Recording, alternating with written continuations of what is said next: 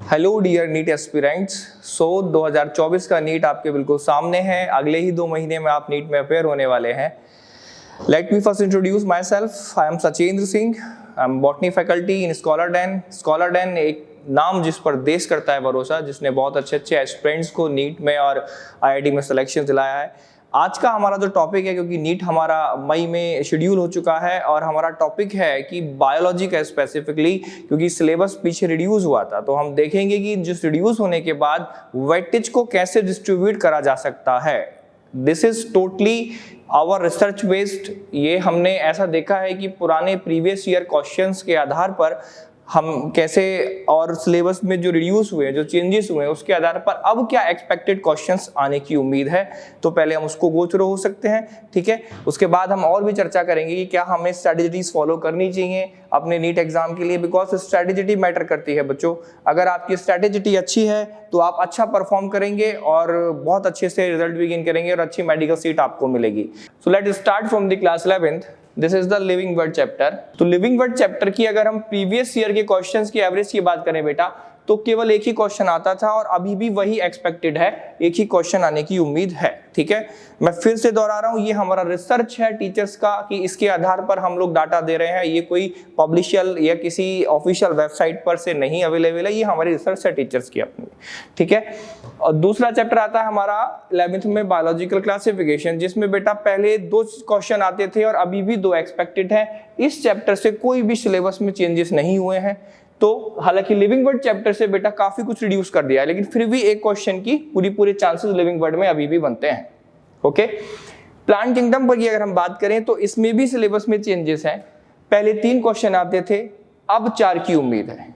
Question और एक बढ़ गए हैं। अल्टरनेशन ऑफ जनरेशन वाला पार्ट हालांकि हटाया है, बट फिर भी एक क्वेश्चन बढ़ा सकते हैं हम इसमें, क्योंकि ओवरऑल वेटेज जब डिस्ट्रीब्यूट कर दिया है कम चैप्टर्स पर। एनिमल किंगडम की अगर हम बात करें तो 4 क्वेश्चंस का ट्रेंड बना हुआ था, लेकिन 5 आने की उम्मीद है। मॉर्फोलॉजी ऑफ फ्लावरिंग प्लांट की अगर हम बात करें, 3 क्वेश्चंस की उम्मीद थी, इस बार 4 या मोड सो कह सकते हैं आप, 5 भी आ जाएं तो ये मेरी अपनी पर्सनल है, क्योंकि इसमें फैमिलीज भी बढ़ाई गई हैं, तो एक आधा क्वेश्चन हो सकता है फैमिलीज में से दे दिया जाए।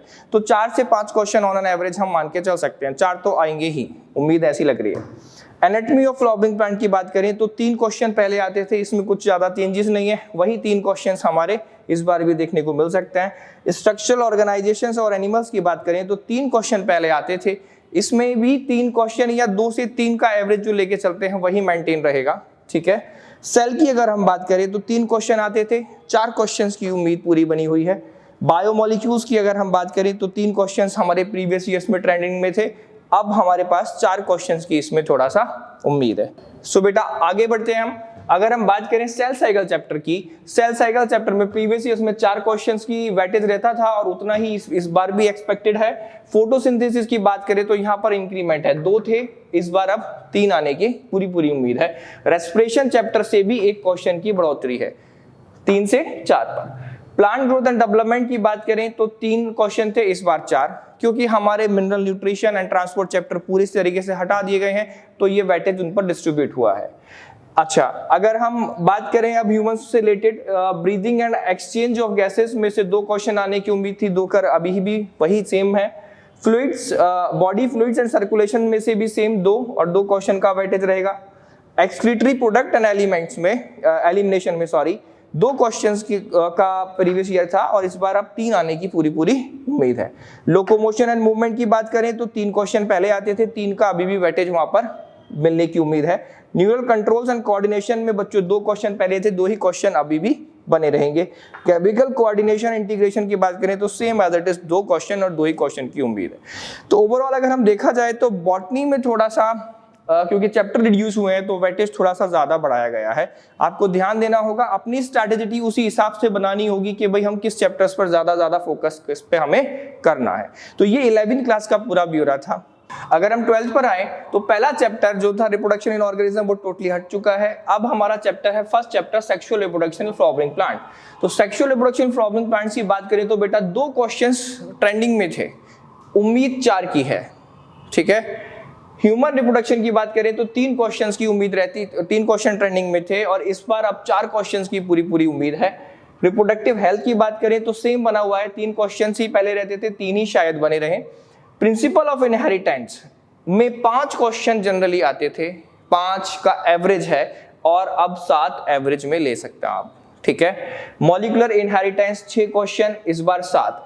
अब अगर आप ध्यान दें तो स्पेशल रिकमेंडेशन है इन 2 चैप्टर्स पर ध्यान देने की बहुत जरूरत है। आप देखिए कि 7-7 क्वेश्चन, ठीक है, 14 क्वेश्चन यहाँ से इन 2 चैप्टर से ही कवर हो रहे हैं। आप इस बात पर काफी ध्यान दें, ठीक है, तो हमें पता चल जाएगा कि एग्जैक्टली अब क्योंकि हमारे दिन कम बचे हैं, किस पर हमें फोकस कितना ज्यादा करना है, that is very important. Evolution की अगर हम बात करें तो 2 क्वेश्चन आते थे, 3 की उम्मीद है। ह्यूमन हेल्थ एंड डिसीज की बात करें 3 क्वेश्चन आते थे, 4 की उम्मीद पूरी है। माइक्रोब्स ह्यूमन वेलफेयर बहुत छोटा चैप्टर है और इससे भी ऑन एन एवरेज 2 से 3 क्वेश्चन बनते थे, वही सेम उम्मीद अभी भी है, कोई चेंजेस इसमें नहीं हुए हैं। बायोटेक्नोलॉजी चैप्टर जो प्रिंसिपल वाला है, that is again very important. Biotech के 2 चैप्टर्स काफी इंपॉर्टेंट है। इससे पहले 4 क्वेश्चन की उम्मीद रहती थी, इस बार बढ़ गई है, 5 क्वेश्चन हो सकते हैं। और बायोटेक्नोलॉजी एप्लीकेशन में 3 क्वेश्चन, अभी भी 3 और होप सो मुझे ऐसा लग रहा है शायद 4 क्वेश्चन भी इसमें पहुंच सकते हैं, ठीक है। तो 3 से 4 ये 2 चैप्टर्स भी आपने काफी अच्छे से फोकस में रखने हैं, ठीक है। ऑर्गेनिज्म एंड पॉपुलेशन की बात करें तो 3 क्वेश्चन ट्रेंडिंग में थे, 3 ही आने की उम्मीद है। और हमारा इकोलॉजी में चेंजेस भी हुए हैं, इसमें से चैप्टर में काफी रिड्यूस भी करा गया है। और अगर हम बात करें फिर इकोसिस्टम की, तो इकोसिस्टम में पीवाईक्यू में 3 क्वेश्चन थे, इस बार भी प्रीवियस ईयर्स में ट्रेंडिंग में 3 क्वेश्चन थे, इस बार भी 3 की ही उम्मीद बनी हुई है। हाँ, बायोडायवर्सिटी में 1 क्वेश्चन का इंक्रीमेंट देखा जा सकता है, 2 क्वेश्चन से 3 क्वेश्चन की हमारी पूरी उम्मीद बनी हुई है। तो ये था बेटा एक बायोलॉजी का पूरा डाटा कि जिसमें हम कह सकते हैं कि हम अपनी स्ट्रैटेजी प्लान कर सकते हैं, अभी लास्ट के रिवीजन प्लान कर सकते हैं हमें कि हमें किस पे अब ज्यादा फोकस करना है। मैं जानता हूं सभी बच्चों ने इस पूरे साल बहुत अच्छी मेहनत की है, अब तक बहुत अच्छे से सब चीजें फॉलो की हैं, लेकिन अभी जो पीक टाइम है इसमें हमें बहुत अच्छे से ध्यान देना है, हमें देखना है कहाँ पर स्ट्रैटेजीज किसको बोलते हैं, जिसमें हम स्मार्ट वर्क बोलते हैं, जिसको हम स्मार्ट वर्क क्या होता है कि हमने कम समय पर ज्यादा एक्सपेक्ट आउट करना है। सो स्टूडेंट्स, जैसा कि हमने अभी डिस्कस किया था कि इस बार का नीट में वेटेज कितना जा सकता है, बायोलॉजी सब्जेक्ट का चैप्टर वाइज हमने पूरा डिस्कस करा, ये हमारे रिसर्च बेस्ड था, हमारी टीम की रिसर्च थी पूरी। अब हम थोड़ी सी बात करते हैं प्लानिंग की, वैरायटी ऑफ क्वेश्चंस की, कि किस तरह के क्वेश्चंस और ज्यादा इस पेपर में मिलने की उम्मीद है। जैसा कि आप जानते हैं, आप जितना ज्यादा वैरायटी ऑफ क्वेश्चंस ट्राई करेंगे, अपनी प्रैक्टिस में लाएंगे, उतना ज्यादा आपकी तैयारी अच्छी होगी। तो बेटा असर्शन एंड रीजंस आप जानते ही हैं, अच्छे से प्रिपरेशन करनी है। स्टेटमेंट एंड सीक्वेंस टाइप के क्वेश्चंस भी आपने बहुत अच्छे से ध्यान देना है, अपनी पूरी प्रैक्टिस में लेकर आए।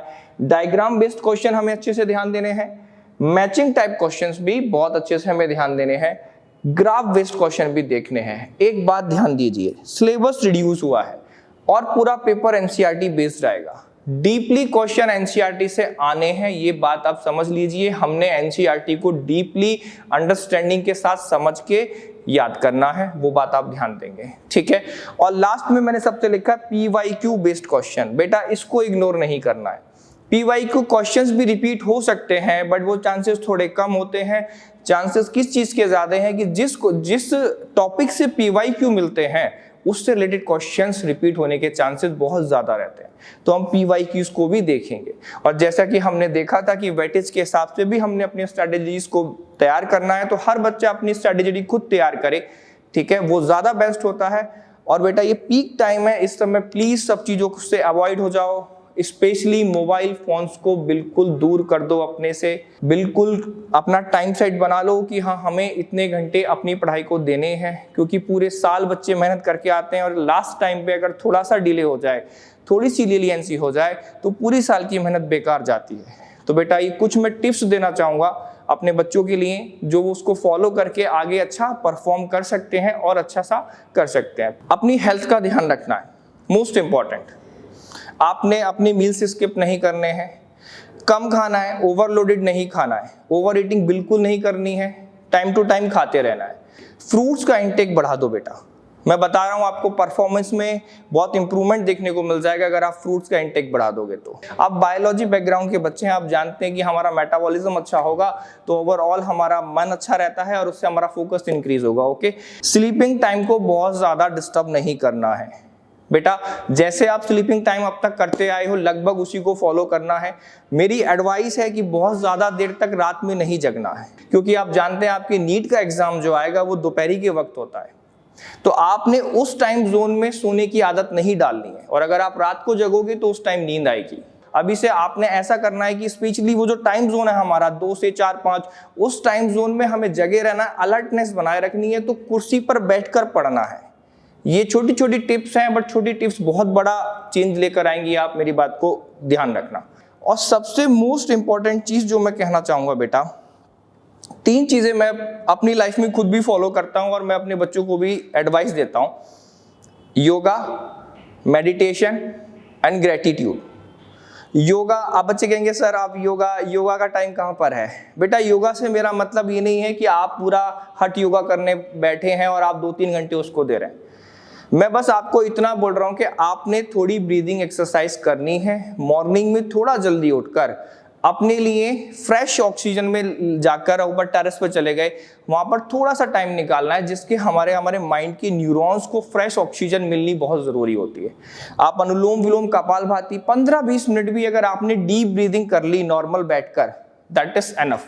तो बेटा जब ऑक्सीजन का लेवल हमारी सेल्स में अच्छा होगा तो हमारा एरोबिक रेस्पिरेशन बढ़िया होगा, एटीपी जनरेशन बढ़िया होगा, एक्टिवनेस बढ़ेगी, अलर्टनेस बढ़ेगी। तो ये छोटी चीज नहीं है, आपने ये मैंडेटरी मानो। क्योंकि अभी क्या होगा, जैसे जैसे बच्चे स्ट्रेस में आ जाते हैं, बच्चे थोड़ा प्रेशर ले लेते हैं, उससे क्या होता है कि बहुत चीजें डिस्टर्ब हो जाती है, क्योंकि थोड़ी नर्वसनेस भी होती है। थोड़ा बहुत लिमिट में होना जरूरी है और वो ठीक भी है, बट ये चीज हमारे ऊपर हावी नहीं होनी चाहिए। तो उस चीज के लिए मेरा सजेशन है, आप सभी लोग सुबह को एटलीस्ट हाफ एन आवर अपनी ब्रीदिंग एक्सरसाइज जरूर करें। आपने बस 15-20 मिनट रिलैक्स होकर, जैसे आपने पहले थोड़ी ब्रीदिंग एक्सरसाइज करी, फिर 5-10 मिनट अपना आंखें बंद करके बैठे, अपने गॉड को याद करा। That is the last step, gratitude.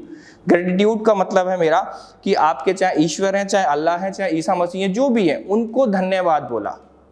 बेटा ग्रेटिट्यूड एक इतनी मजेदार की चीज है, मैं आपको बताऊं, जो ग्रेटिट्यूड से भर जाता है उसको प्रकृति अपने आप ही बहुत कुछ दे देती है। आपने अपने टीचर्स को ग्रेटिट्यूड देना है, आपने सब अपने पेरेंट्स को ग्रेटिट्यूड देना है। तो ग्रेटिट्यूड भी अपनी लाइफ में लाना बहुत जरूरी है।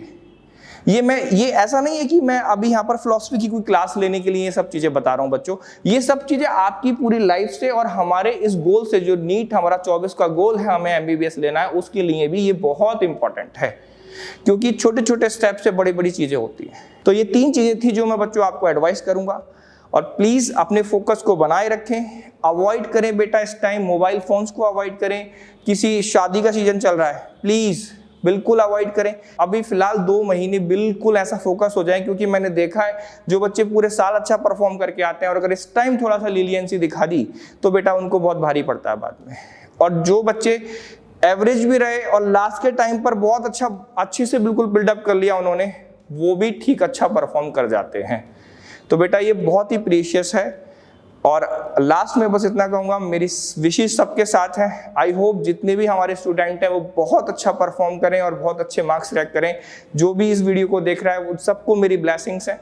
और बच्चों आप 2024 नीट में बहुत अच्छा परफॉर्म करें। Thank you.